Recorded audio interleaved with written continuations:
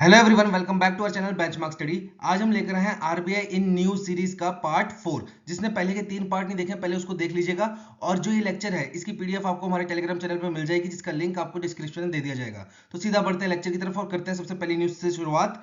तो सबसे पहली न्यूज है हमारी रिगार्डिंग सेंट्रलाइज्ड वेब पोर्टल, जिसका नाम क्या है, उद्गम। तो ये नाम काफी इंपॉर्टेंट है आपका एग्जामिनेशन पॉइंट ऑफ व्यू के लिए। और इसकी फुल फॉर्म क्या है, unclaimed deposit gateway to access information. अब देखो यहाँ पे हुआ क्या।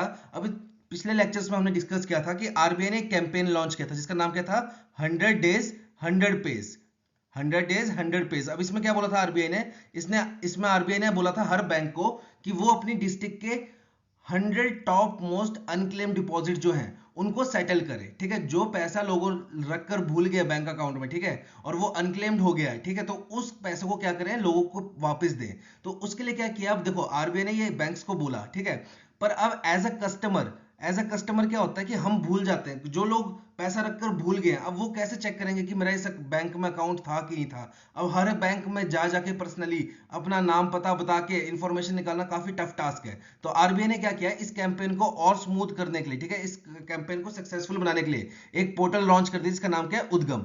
अब इसमें क्या होगा, हर बैंक अपने अनक्लेम्ड डिपॉजिट जो है उसका डाटा अब इस पोर्टल पर रखेगा, जिससे क्या होगा, कस्टमर इस पोर्टल को यूज करेगा और बैंक वाइज वो लिस्ट देखता रहेगा कि उसका नाम तो नहीं है किसी बैंक की लिस्ट में। अगर होगा तो वो बैंक जाएगा और अपना जो अनक्लेम डिपॉजिट है उसको क्लेम करेगा। ठीक है, अब यहाँ पे क्या किया है आरबीआई ने, जो ये पोर्टल बनाया है किसकी मदद से बनाया है, REBIT और IFTAS। तो ये चीज भी काफी इंपॉर्टेंट है, ये भी पूछ सकते हैं कि ये पोर्टल बनाया किसने था। तो REBIT क्या है आपका, reserve bank information technology private limited. और IFTAS क्या है, Indian financial technology and allied services. ठीक है, अब देखो स्टार्टिंग में जो ये उद्गम पोर्टल है, ठीक है, ये सिर्फ 7 बैंकों को दिया जा रहा है। वो कौन कौन से हैं, SBI, PNB, Canara bank, sorry central bank, Dhanlaxmi bank, south Indian bank, DBS bank और सिटी बैंक। पहले पायलट प्रोजेक्ट की तरह रूप में लिया जा रहा है इसको, और स्टार्टिंग में सिर्फ ये 7 बैंक्स को दिया जा रहा है। पर 15 अक्टूबर से क्या होगा, जो रिमेनिंग बैंक है वो भी इस पे पोर्टल पे अपना डाटा शेयर कर पाएंगे और कस्टमर्स उसको एक्सेस कर पाएंगे। तो ये थी हमारी पहली न्यूज। बढ़ते हैं नेक्स्ट न्यूज की तरफ। नेक्स्ट न्यूज है हमारी रिगार्डिंग IDF NBFC। ठीक है, तो इसके लिए आरबीआई ने नई गाइडलाइंस इशू की है। अब यहाँ पे देखो समझने वाली बात है कि आईडीएफ क्या है। आईडीएफ बेसिकली आपका एक फंड होता है जिसका नाम क्या है, इंफ्रास्ट्रक्चर डेट फंड। ठीक है, इंफ्रास्ट्रक्चर डेट फंड। अब देखो ये जो डेट फंड है आपका, इसको एस्टेब्लिश करने के 2 तरीके हैं। या तो आप इसको एज अ ट्रस्ट एस्टेब्लिश कर लो, या तो एज अ कंपनी। अगर आप एज अ ट्रस्ट एस्टेब्लिश कर रहे हो तो किस फॉर्म में करना पड़ेगा आपको, आईडीएफ म्यूचुअल फंड के नाम से। ठीक है, और इसको फिर रेगुलेट कौन करेगा, अगर म्यूचुअल फंड है तो म्यूचुअल फंड को रेगुलेट कौन करता है, सेबी। पर वहीं अगर आप आईडीएफ को एज अ कंपनी रजिस्टर करवाते हो, ठीक है, एज अ कंपनी एस्टेब्लिश करवाते हो, तो किस फॉर्म में करवाना पड़ेगा, आईडीएफ एनबीएफसी। एनबीएफसी क्या है आपका, नॉन बैंकिंग फाइनेंशियल कंपनी। और देखो जो एनबीएफसी है उसको रेगुलेट कौन करता है, आरबीआई। तो आईडीएफ एनबीएफसी को कौन रेगुलेट करेगा, आरबीआई। तो ये बात याद रखना, अगर आपका आईडीएफ जो इंफ्रास्ट्रक्चर डेट फंड है, इसको आप स्टैब्लिश कर रहे हो एज अ ट्रस्ट, तो ये किस फॉर्म में रजिस्टर होगा, आईडीएफ म्यूचुअल फंड के नाम से। ठीक है, और फिर इसको रेगुलेट कौन करेगा, सेबी। और वहीं अगर आप एज अ कंपनी कर रहे हो उसको रजिस्टर, तो कैसा होगा, आईडीएफ एनबीएफसी के नाम से, और इसको रेगुलेट कौन करेगा, आरबीआई। अब यहाँ पे आरबीआई ने इनको गाइडलाइन दिया है, अगर आप एज अ कंपनी रजिस्टर करवा रहे हो, ठीक है, in form of IDF NBFC, तो क्या क्या क्राइटेरिया होगा कि आपका नेट ओन फंड जो है वो कितना होना चाहिए, एटलीस्ट 300 करोड़। फिर जो आपकी CRAR है, capital to risk weighted asset ratio, ठीक है, ये कितनी होनी चाहिए, मिनिमम 15%। मतलब 15% तो होनी चाहिए, उससे ज्यादा होगी तो कोई बात नहीं, और अच्छा है। ठीक है, अब देखो हमने यहाँ पे थोड़ा सा पढ़ा भी था पिछले लेक्चर में भी, CRAR बेसिकली होता क्या आपका, कैपिटल अपॉन रिस्क। ठीक है, तो यहाँ पे जो कैपिटल होती है ना, ये 2 टाइप की होती है, एक होती है आपकी Tier 1 और एक होती है आपकी Tier 2। तो यहाँ पे आरबीआई क्या बोल रहा है कि देखो CRAR तो 15% होना ही चाहिए मिनिमम, वहीं जो Tier 1 कैपिटल है वो भी कितनी होनी चाहिए, कम से कम 10%। ठीक है, 10% होनी चाहिए कम से कम। फिर बोल रहा है कि देखो ये एक तरीके का फंड है, तो फंड के लिए आपको क्या करना पड़ता है, पैसा जनरेट करना पड़ता है। तो ये कह रहा है कि अगर आप एनबीएफसी बन रहे हो, आईडीएफ एनबीएफसी बन रहे हो, तो आप पैसा कैसे जनरेट करोगे इस फंड के लिए। तो इस फंड के लिए आप पैसा जनरेट कर सकते हो बाय इशूइंग बॉन्ड। और वो बॉन्ड आप इंडियन रुपीस में भी कर सकते हो और डॉलर की डिनोमिनेशन में भी कर सकते हो, जिसकी मैच्योरिटी मिनिमम कितनी होगी, 5 साल। पर वहीं अगर आपको 5 साल से कम का बॉन्ड इशू करना है, ये कमर्शियल पेपर इशू करना है, तो आप कितना कर सकते हो, सिर्फ 10% ऑफ योर इनिशियल बोरोइंग। जो आपने बोरोइंग कर रखी है उसका सिर्फ 10% का आप कमर्शियल पेपर और बॉन्ड के थ्रू पैसा इरेज कर सकते हो, अगर आपने मैच्योरिटी जो रखनी है उसकी वो 5 साल से कम की रखनी है। देखो 5 साल और उससे ज्यादा की मैच्योरिटी रख रहे हो तब तो कोई लिमिट नहीं है, ठीक है। पर वहीं अगर आप जो अपने बॉन्ड्स और कमर्शियल पेपर की मैच्योरिटी है वो 5 साल से कम रख रहे हो, तो आप कितना पैसा जनरेट कर पाओगे, कितना पैसा रेज कर पाओगे उस फंड्स के थ्रू? 10%। किसका? अपनी टोटल बोरोइंग का, ठीक है। फिर यहाँ पे एक कंडीशन और दी इन्होंने कि आप जो पैसा जनरेट कर रहे हो इंफ्रास्ट्रक्चर डेट फंड के लिए, वो आप एक्सटर्नली मतलब इंडिया के बाहर से भी जनरेट कर सकते हो। पर वहां पे कंडीशन ये है कि देखो अगर आप इंडिया के बाहर से एक्सटर्नल कमर्शियल बोरोइंग कर रहे हो, इंडिया के बाहर से अगर पैसा जनरेट कर रहे हो, तो वो आप वैसा नहीं कर सकते कि जैसे समझ लो इंडिया की ब्रांच जैसे एसबीआई है, ठीक है, इंडिया का बैंक है, इसकी लंदन में ब्रांच है, आप उस ब्रांच के थ्रू आप पैसा जनरेट कर रहे हो और बोल रहे हो कि हमने ईसीबी किया। नहीं जी, वो एक्सटर्नल कमर्शियल बोरोइंग में काउंट नहीं होगा। अगर इंडियन बैंक है और उसकी ब्रांच कोई फॉरेन में है और उससे अगर आप पैसा आप ले रहे हो और बोल रहे हो ईसीबी करवाया हमने, एक्सटर्नल कमर्शियल बोरोइंग करवाई है, तो वो काउंट नहीं होगा। एक्सटर्नल कमर्शियल बोरोइंग तभी काउंट होगा जब वो टोटली बाहर की कंपनी हो, बाहर का बैंक हो, ठीक है।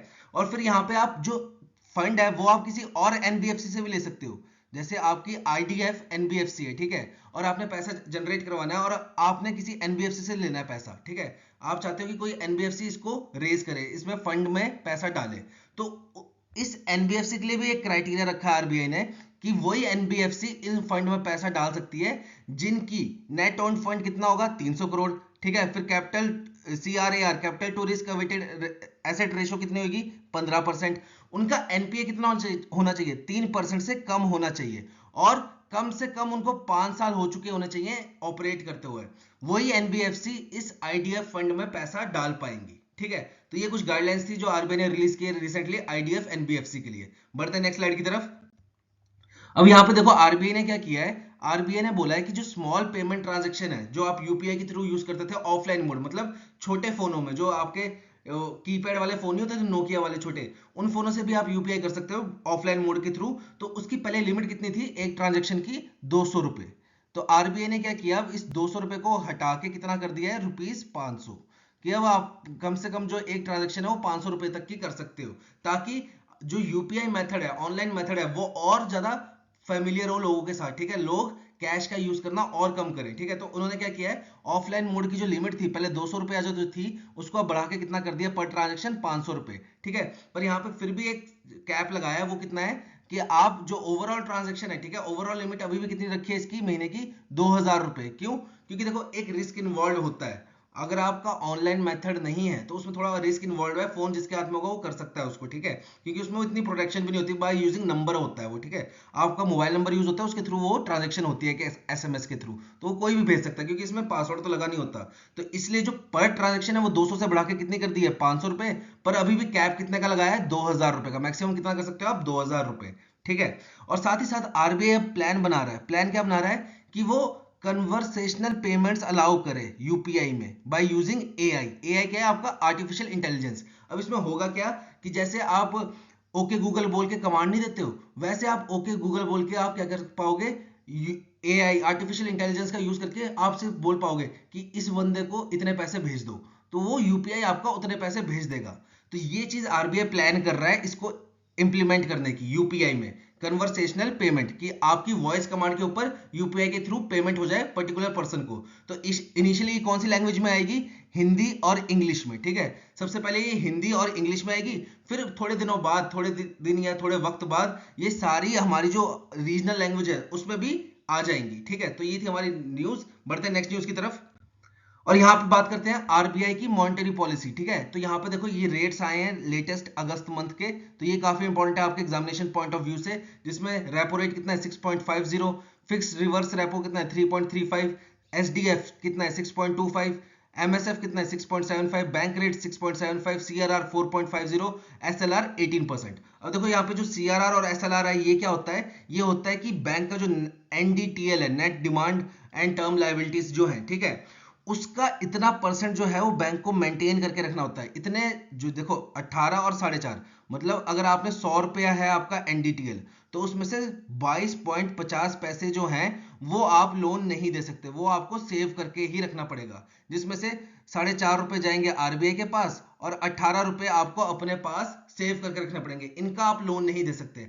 ऐसा आरबीआई क्यों बोलता है? इससे बैंक की स्टेबिलिटी बनी रहती है कि इतना पैसा बैंक के पास रहेगा और आरबीआई के पास रहेगा तो बैंक स्टेबल रहेगा। क्योंकि देखो सारा पैसा ही लोन में दे दिया तो एक तो वो होता है कि बैंक की स्टेबिलिटी थोड़ी डिक्रीज हो जाती है, क्योंकि देखो लोन्स की गारंटी नहीं होती वापस आएंगे कि नहीं आएंगे। तो बैंक आरबीआई क्या बोलता है कि आपको सीआरआर 4.5% जो है वो आरबीआई के पास मेंटेन करके रखना पड़ेगा और एसएलआर जो है वो 18% अपने खुद के पास मेंटेन करके रखना पड़ेगा। इसका आप लोन नहीं दे सकते।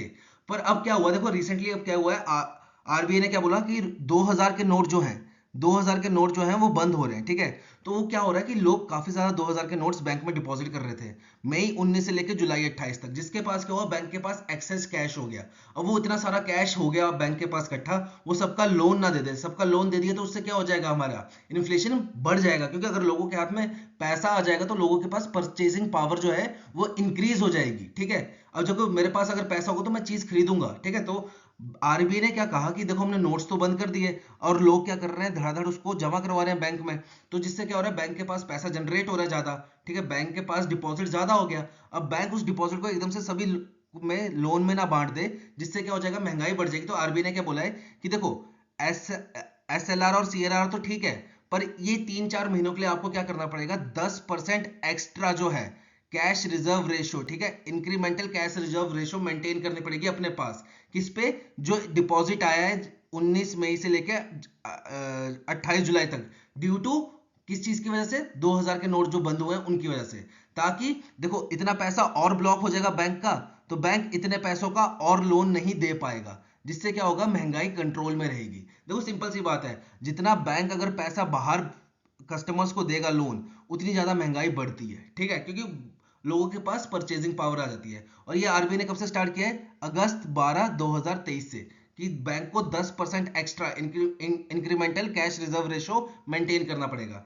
साथ ही साथ जो ये कमेटी है, ये मॉनेटरी पॉलिसी कमेटी है, इन्होंने एक और चीज डाटा दिया है। वो क्या है कि इंडिया की जीडीपी जो है वो इस फाइनेंशियल ईयर कितनी रहेगी, 6.5%।